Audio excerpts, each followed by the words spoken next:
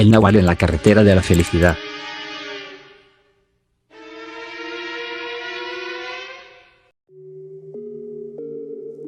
Buenas noches, comunidad macabra. Me llamo Moisés Barba y les escribo desde Guadalajara, Jalisco. Trabajo como operador de tráiler desde hace casi 15 años, y en todo este tiempo he visto y vivido muchas cosas en las carreteras de México. Pero lo que me ocurrió una madrugada en la ruta de Guadalajara a Zacatecas, en la conocida carretera libre a Saltillo, fue tan aterrador que hasta hoy me cuesta trabajo contarlo. Sin embargo, creo que es necesario compartirlo, porque sé que hay más personas que han visto cosas extrañas en esa zona. Mi trabajo consiste en realizar el surtido de los centros de distribución de la famosa marca de frituras y botanas. El oficio de trailero es demandante, a veces ingrato. Pasamos más horas arriba del camión que en nuestra propia casa. Dormimos poco, comemos mal y siempre vamos contra reloj, porque apenas llegamos a una base y descargamos, nos asignan de inmediato otro viaje. En este caso, la ruta que más me tocaba cubrir era Guadalajara, Zacatecas, de ida y vuelta, sin mucho descanso. Los que conocemos esa carretera sabemos que, a pesar de su apodo de carretera de la felicidad, puede ser muy peligrosa. Es libre, estrecha, con un solo carril por sentido y casi sin acotamiento. No hay mucho margen de error. Si te distraes, puedes terminar estampado contra otro vehículo o en el barranco. También está el peligro de los asaltos, aunque cada vez son menos frecuentes gracias a la Guardia Nacional. Y claro, el cansancio es otro enemigo. Muchos compañeros han tenido accidentes simplemente por cerrar los ojos unos segundos de más. Yo estaba acostumbrado a todo eso. Pero nada me había preparado para lo que vi. Era mitad de semana. Había salido de Guadalajara en la tarde y llegué a la bodega en Zacatecas sin contratiempos. Descargamos rápido y ya estaba listo para emprender el regreso, calculando que para las 3 de la madrugada estaría de vuelta en la base. El regreso siempre es más pesado. A esas horas el cuerpo ya está cansado y la carretera se siente más larga. No hay mucho tráfico, así que la mente comienza a divagar. Aquella madrugada en particular, la carretera estaba inquietantemente sola. Avanzaba kilómetros enteros sin cruzarme con un solo vehículo. Eso me parecía raro, porque normalmente aunque sea uno que otro tráiler o autobús te encuentras. Solo me acompañaba el sonido del motor y, a ratos, el golpeteo del viento contra la cabina. Llevaba ya un buen tramo en esas condiciones cuando noté algo extraño. Era como si toda la sierra se hubiera quedado muda. Me incorporé mejor en el asiento, encendí un cigarro para mantenerme despierto y subí un poco el volumen de la radio. Pero justo en ese instante, un estruendo retumbó en la distancia.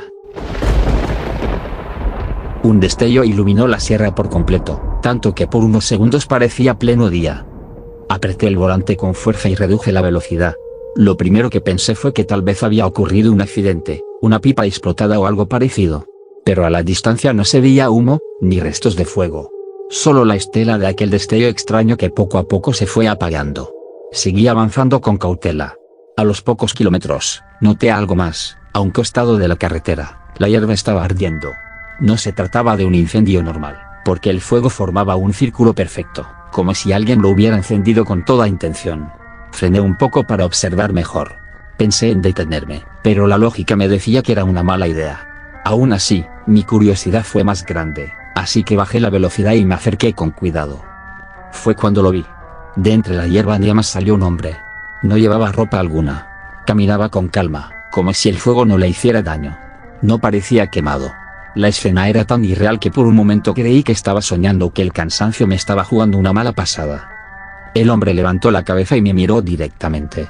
Sentí un escalofrío recorrerme la espalda. Instintivamente reduje más la velocidad, intentando entender qué era lo que estaba viendo. De pronto, aquel hombre se inclinó hacia adelante y cayó en 4 patas. Lo que ocurrió después sin duda parece sacado de una película de horror. El cuerpo del hombre comenzó a convulsionar. La piel se le fue cubriendo de pelo oscuro, como si creciera a toda velocidad. Su rostro se alargó, sus ojos brillaron. En cuestión de segundos, ya no era un hombre, sino una bestia enorme que corría hacia el monte. Su forma de moverse era rápida y siniestra. Yo no podía creer lo que estaba viendo. Me aferré al volante y aceleré con todas mis fuerzas, con la sensación de que en cualquier momento esa criatura se lanzaría contra la cabina. Mientras avanzaba, miré por los espejos retrovisores. Lo juro, vi la silueta peluda moviéndose entre los matorrales, corriendo a la par de mi tráiler. Su velocidad era imposible para cualquier animal. Cada vez que el camión iluminaba un tramo del camino, alcanzaba a ver su sombra acercándose y alejándose como si me estuviera jugando una cacería. No podía pensar, solo manejar. Durante varios kilómetros, tuve la sensación de que si frenaba aunque fuera un segundo, aquella cosa me alcanzaría. Finalmente, llegué al poblado de Exhacienda del Río.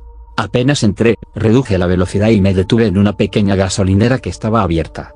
Apagué el motor y me quedé unos minutos sin poder moverme, con las manos sudando sobre el volante.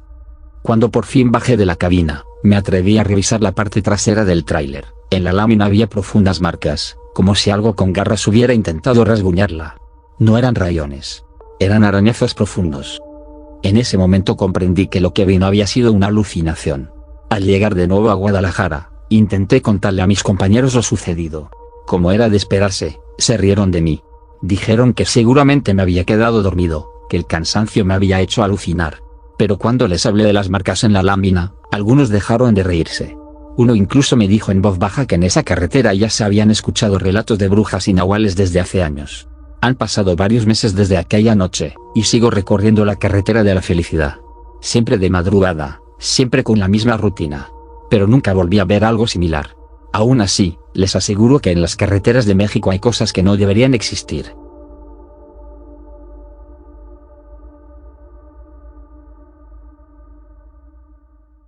El venado humano.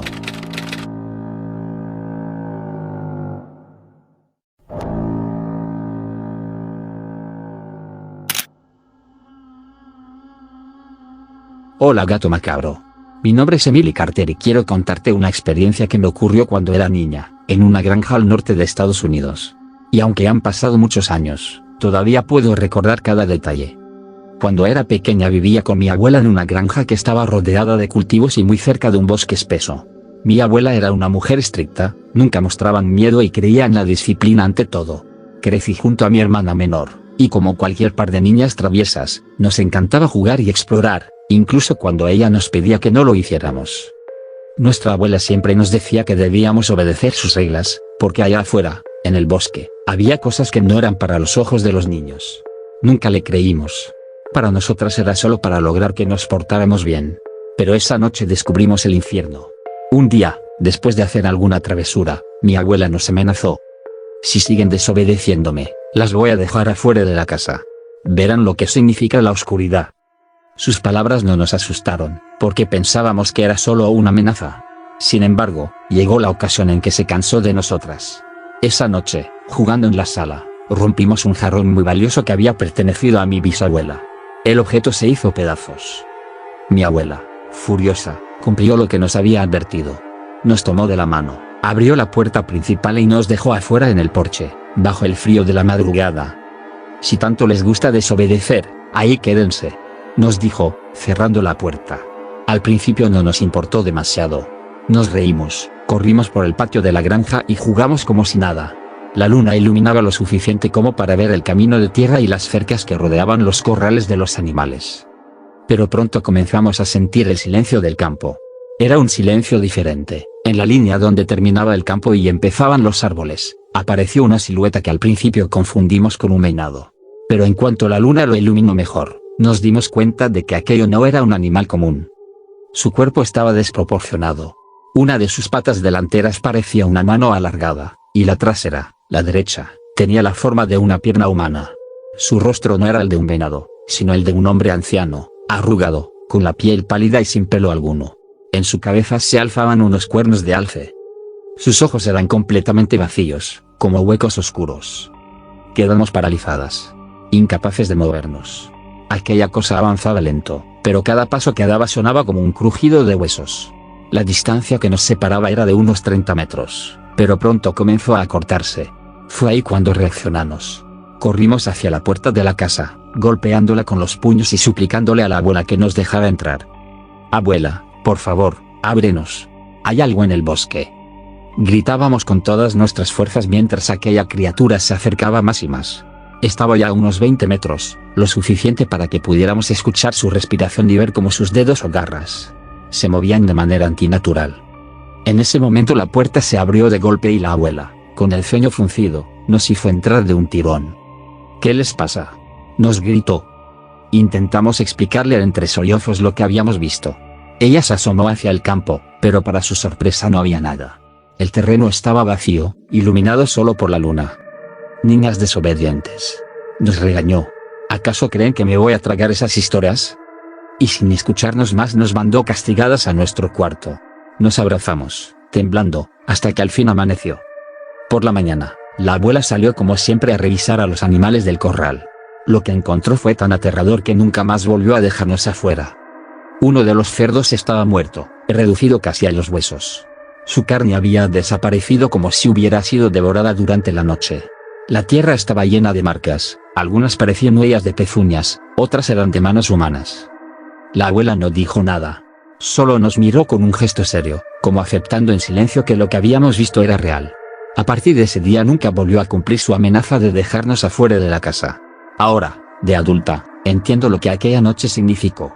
En nuestra cultura no se habla tanto de los skinwalkers, pero en las comunidades navajo son figuras conocidas y temidas, que mezclan lo humano con lo animal, y que se alimentan de miedo.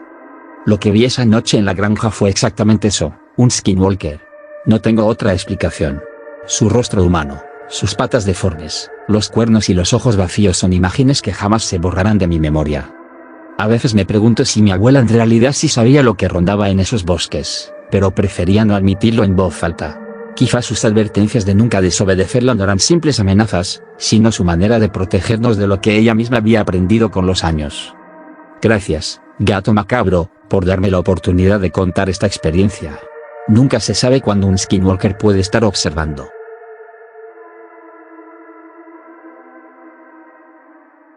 La niñera que desapareció.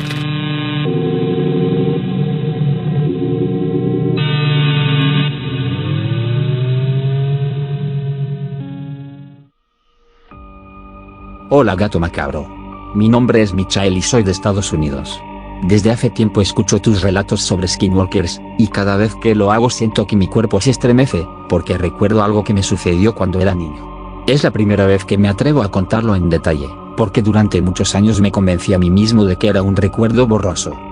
Yo tenía 7 años cuando ocurrió, y todavía puedo ver esa noche con una claridad aterradora. Mis padres solían salir los fines de semana para divertirse. Iban a cenas, a bares o simplemente a visitar amigos. No me dejaban solo, claro, siempre contrataban a una niñera. A lo largo de los años fueron varias, pero hubo una en particular que recuerdo con cariño. Era joven, de unos 17 o 18 años, muy amable conmigo.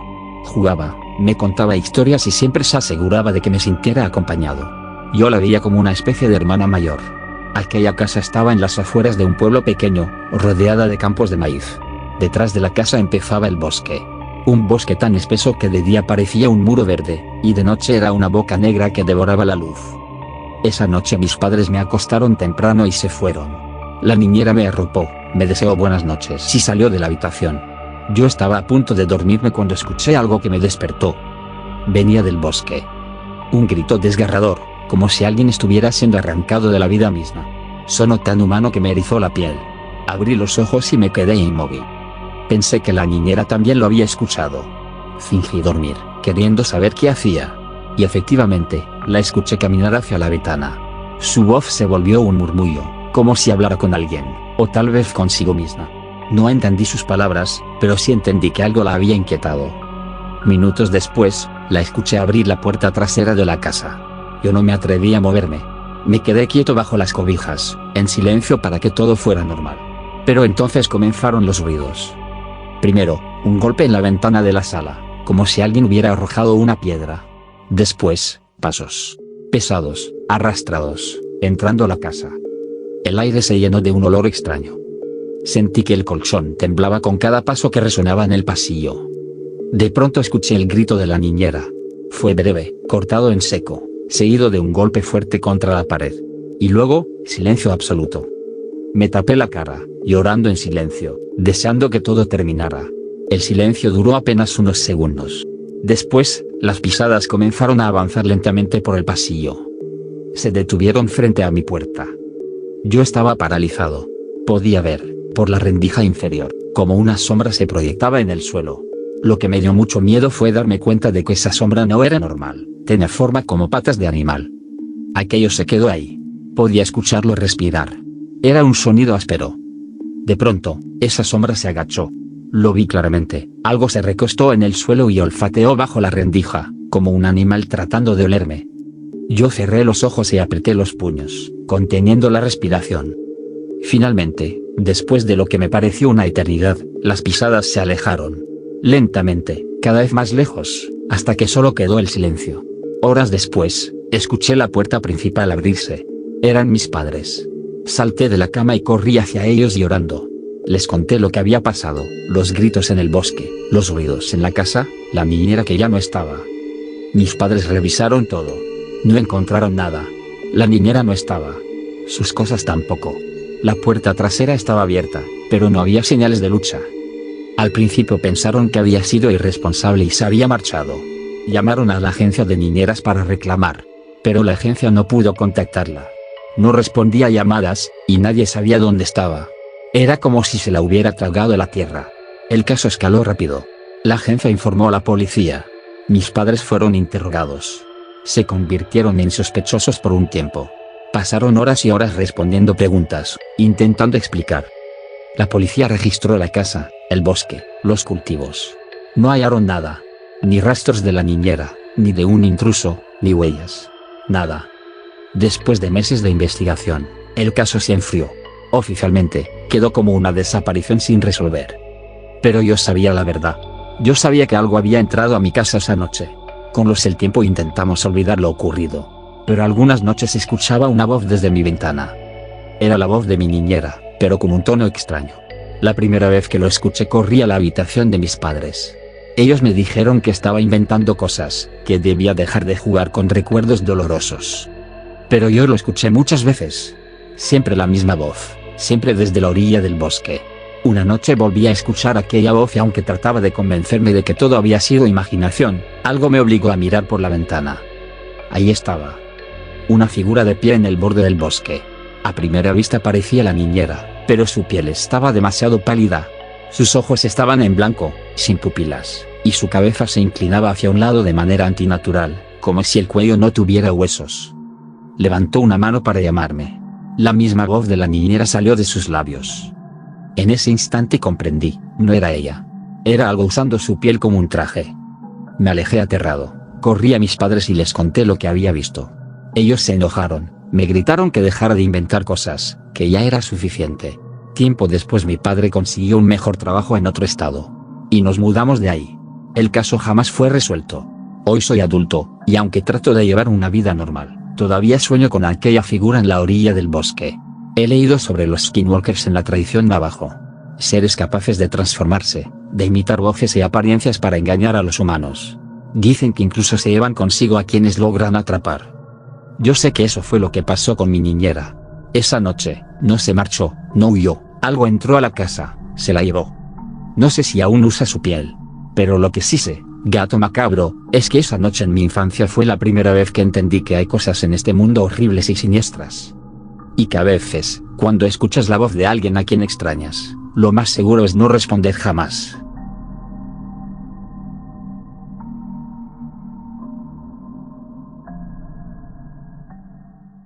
El hombre de negro en el hogar de ancianos.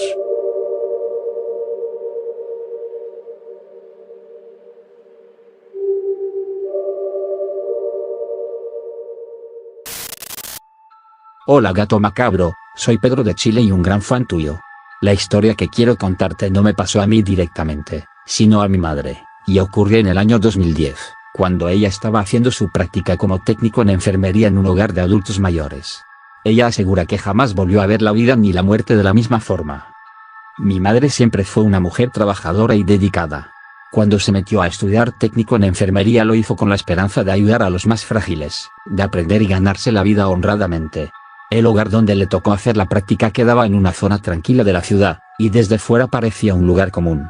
Sin embargo, conforme pasaban los días, mi madre comenzó a notar un ambiente extraño, como si en ese lugar habitara algo más que solo los ancianos.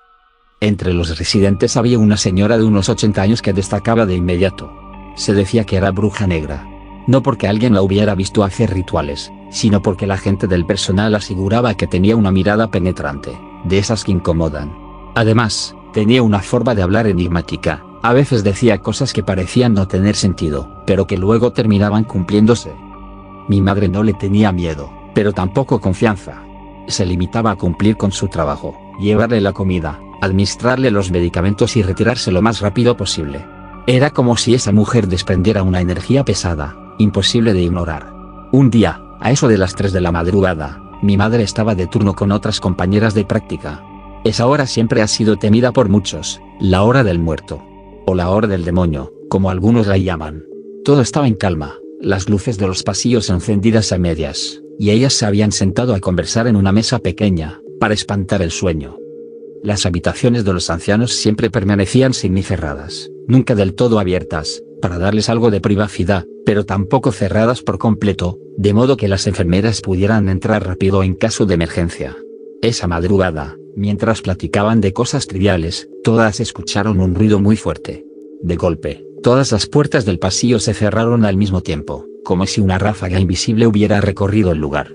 El silencio que siguió fue aún más aterrador. Ninguna se atrevió a levantarse de inmediato. Algunas comenzaron a murmurar que quizá había sido el viento, pero no había ventanas abiertas. El aire dentro del hogar era pesado, estático, y resultaba imposible que la corriente hubiera hecho aquello. Mi madre prefirió no buscar explicaciones. Las 3 se miraron entre sí con los ojos abiertos de par en par, y sin decir nada, regresaron a su labor, fingiendo normalidad. Al día siguiente, cerca de la misma hora, mi madre y una compañera entraron al cuarto de la anciana bruja para darle su medicina. Apenas pusieron un pie dentro, la señora se giró hacia ellas lentamente, como si ya las estuviera esperando. Con voz ronca y sin que nadie le preguntara nada, dijo: «Ahí está el hombre de negro». Mi madre y su compañera se quedaron paralizadas. Sintieron que algo se movía dentro de la habitación, como si hubiera una sombra junto a la cama. Ninguna de las dos se atrevió a voltear hacia atrás. Entregaron el medicamento con manos temblorosas y salieron casi corriendo del cuarto, sin entender qué había querido decir la anciana. Más tarde, mi madre le contó a las supervisoras lo sucedido. Ellas no parecieron sorprendidas. Con calma le dijeron que la señora llevaba años viendo al hombre de negro, y que cada vez que lo mencionaba, alguien en el hogar moría. Mi madre no quiso creerlo, pero las supervisoras le hablaron con tanta seguridad que las palabras se le quedaron grabadas. Esa misma noche, uno de los ancianos amaneció muerto. No había estado gravemente enfermo, tampoco se esperaba su fallecimiento. Simplemente dejó de respirar. El personal se limitó a decir que era normal por su edad, pero mi madre sabía que la coincidencia era demasiado grande. Recordó las palabras de la bruja: «Ahí está el hombre de negro». Esa frase se le repetía en la cabeza una y otra vez. Con el tiempo, mi madre entendió lo que todos en el hogar murmuraban: la anciana no hablaba al azar. Cada vez que decía haber visto al hombre de negro, alguien partía al otro mundo. Y lo más inquietante es que, según decían, la bruja no lo temía. Al contrario, lo reconocía como un visitante habitual, como alguien que simplemente pasaba por el lugar a recoger a quienes ya tenían la hora marcada. Después de aquel episodio, mi madre continuó su práctica, pero siempre con una sensación de alerta. Cada vez que la anciana la miraba, le parecía que estaba viendo más allá de su cuerpo, como si supiera algo de su destino. El hogar siguió funcionando con normalidad, entre medicamentos, gritos nocturnos de los abuelos y el sonido metálico de los carritos de enfermería. Pero cada vez que alguien moría, mi madre pensaba en la anciana y en su misterioso visitante. Nunca volvió a escuchar que mencionara al hombre de negro, pero esa experiencia le bastó para marcarla para siempre. Hasta hoy, ella asegura que en ese hogar no solo habitaban los vivos, sino también la muerte, esperando pacientemente a que la bruja señalara su presencia. Mi madre dice que en la vida hay cosas que la ciencia no puede explicar. La medicina puede hablar de fallos cardíacos, enfermedades o vejez, pero no hay diagnóstico para los escalofríos que sintió cuando la anciana habló del hombre de negro. Mi madre nunca fue supersticiosa, pero después de esa práctica en el hogar, aprendió a tener respeto por las cosas paranormales. Y ahora, gato macabro, quiero compartirla contigo y con toda tu comunidad, porque sé que no soy el único que cree que hay realidades más allá de lo que vemos.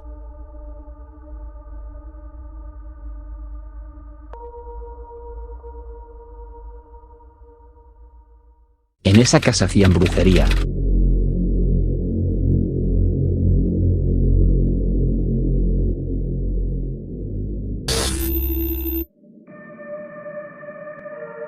Hola gato macabro, mi nombre es Adrián, y soy un gran seguidor tuyo.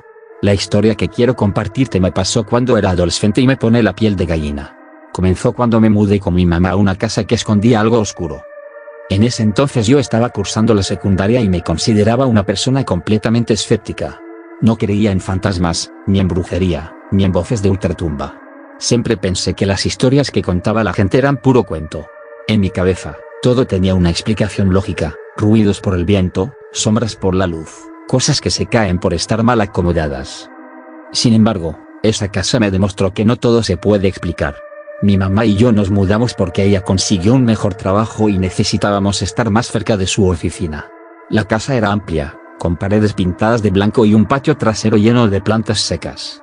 No era lujosa, pero tenía lo necesario para vivir. Al principio todo parecía perfecto. Yo tenía mi propio cuarto, con espacio para mi computadora y mis consolas de videojuegos. Durante los primeros meses no ocurrió nada raro. Mi rutina era normal: iba a la escuela, regresaba, hacía mis tareas y me ponía a ver películas o a jugar videojuegos hasta tarde. Me sentía seguro y tranquilo. A partir del cuarto mes comencé a notar que, por las noches, mientras miraba películas o jugaba videojuegos, sentía que alguien me observaba. Era una sensación muy concreta, como si hubiera alguien parado detrás de mí en la oscuridad, respirándome en la nuca. Volteaba y no había nada. Revisaba la puerta y estaba cerrada. Me asomaba al pasillo y estaba vacío. Al principio lo ignoré, creyendo que era mi imaginación. Tal vez estaba muy cansado de la escuela, pensaba. Pero cada noche esa sensación se hacía más intensa. Incluso empecé a escuchar pequeños crujidos, como pasos en otras habitaciones, aunque yo estaba seguro de que estaba solo en casa. Mi escepticismo se fue desmoronando lentamente. La noche que marcó el inicio de todo fue una de las más frías de ese invierno. Yo estaba solo en casa, jugando videojuegos en mi cuarto. Eran cerca de las 9 de la noche. En eso escuché la puerta principal abrirse y la voz de mi mamá diciendo: «Hijo, ya llegué». Reconocí perfectamente su tono, era su voz. Le respondí desde mi cuarto sin levantar la vista del juego. No salí porque supuse que estaba acomodando sus cosas. Pasaron unos 10 minutos cuando volví a escuchar la puerta abrirse y otra vez la voz de mi madre: «Hijo, ya llegué». Me levanté confundido. Fui a la sala y ahí estaba mi mamá quitándose el abrigo. Le dije: «¿Por qué me dices 2 veces que ya llegaste? Si ya habías llegado hace rato». Ella me miró extrañada y me respondió que apenas acababa de entrar a la casa, que no había estado antes. En ese momento sentí un escalofrío recorrerme todo el cuerpo. Comprendí que algo no estaba bien en esa casa. Esa fue la primera vez que escuché algo que no debía estar ahí, pero no sería la última. A partir de esa noche, las cosas extrañas se multiplicaron. Un par de veces escuché la voz de mis amigos llamándome desde la cocina, aunque obviamente ellos no estaban ahí. En otras ocasiones, objetos se caían solos, sin que hubiera corriente de aire ni nadie cerca. Mi cuarto comenzó a sentirse cada vez más frío. A veces, cuando estaba a punto de quedarme dormido, sentía respiraciones muy cerca de mi rostro. Me levantaba de golpe y no había nada. Lo peor es que empecé a cambiar físicamente. Me sentía cansado todo el tiempo, tenía sueño durante el día y un dolor sofocante en la espalda que no me dejaba concentrarme en la escuela. Era como si algo me estuviera drenando la energía poco a poco. Mi escepticismo había desaparecido por completo. Sabía que algo malo pasaba en esa casa, algo que me estaba afectando. Un día reuní valor y le conté todo a mi mamá: las voces, los objetos, el frío, las respiraciones y el dolor en la espalda. Ella me escuchó con atención y se preocupó. No me dijo que estaba loco ni me regañó. Simplemente me tomó de la mano y me dijo que conocía a una señora curandera y que me iba a llevar con ella para ver qué podía hacer. Ese mismo fin de semana fuimos. La señora curandera nos recibió en su casa, un lugar lleno de imágenes religiosas, velas y frascos con hierbas. Mi mamá le contó todo lo que yo estaba viviendo. La señora asintió. Me pidió que me sentara en una silla y comenzó a hacerme una limpia. Con un huevo empezó a barrer mi cuerpo desde la cabeza hasta los pies, murmurando oraciones. Sentí un alivio inmediato, como si me quitaran un peso de encima, como si algo oscuro que yo no podía ver saliera de mí. Cuando terminó, la curandera me miró con cara de alivio y le dijo a mi mamá: «Hijo, donde ustedes viven están tirando brujería. Si no hubieras venido pronto, te ibas a quedar en un sueño del que jamás ibas a despertar». Al escuchar esas palabras sentí un escalofrío. Era como si alguien hubiera confirmado mis peores sospechas. Mi mamá no esperó ni un día más. Apenas regresamos a la casa comenzó a buscar otro lugar donde vivir. No quería pasar ni una noche más en ese sitio. A los pocos días encontramos una vivienda más pequeña, pero con mejores vibras. En cuanto nos mudamos, el dolor en mi espalda desapareció, dejé de sentirme cansado y nunca más escuché voces ni respiraciones cerca de mí. Era como si la casa se hubiera quedado con todo aquello que me estaba drenando. Desde entonces aprendí que hay lugares cargados de energías que no comprendemos y que la brujería, aunque uno no crea en ella, puede afectar la vida de las personas. Hoy, años después, sigo recordando esa experiencia. Pasé de ser un adolescente escéptico a alguien que respeta y teme lo desconocido. No puedo asegurar qué era lo que habitaba en esa casa, pero sí sé cómo me hizo sentir y cómo cambió mi vida. Gracias, Gato Macabro, por darme este espacio para compartir mi historia.